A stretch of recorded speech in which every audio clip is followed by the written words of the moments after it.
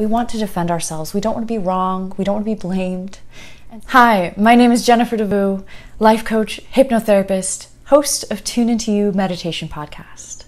And I want to talk to you today about trust in relationships. Not just romantic relationships, but any kind of relationship. Like your working relationships or relationships on teams. And also, of course, romantic relationships. And even in close friendships. So, what builds trust in a relationship? We know that trust is important in our relationships. It's important because we want to feel like we're surrounded by people we can trust, and others want the same.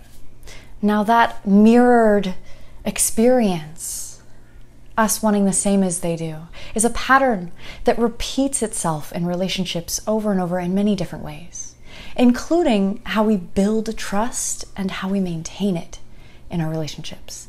So, I'm going to use an example to kind of illustrate how we build and maintain trust in relationships, especially in the times when our relationships seem like they're breaking down. So, let's say that my friend comes to me and we had a date, we had an appointment, and they missed it. They didn't show up, they didn't call, and they blew me off, and I'm upset about it. Now, let's say that my friend comes to me and they say, they're giving me all these excuses saying, I'm sorry, this happened to me, that happened to me, it wasn't my fault. And even if they don't directly say it wasn't my fault, there's kind of that sense of, oh, it was someone else's fault, don't blame me, I don't want to be blamed, I don't want to be wrong. There's that sense of guilt. And what that would create for me, if my friend came and said this to me, is I would think, well, if it's not your fault, if it was all these other things, and you're just going to give excuses, and you're not willing to own up to it, what it tells me is that either you don't realize you did something wrong, or you don't realize you have the power to change it. Either way, whatever that is, it looks like it's probably going to continue to happen.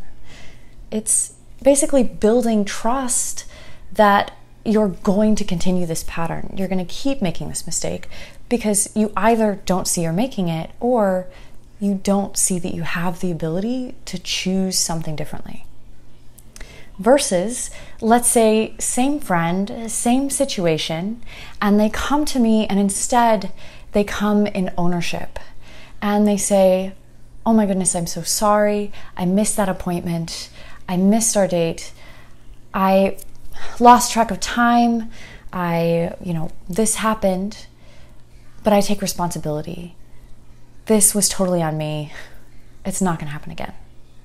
Now, what that creates in the relationship, that ownership, builds trust.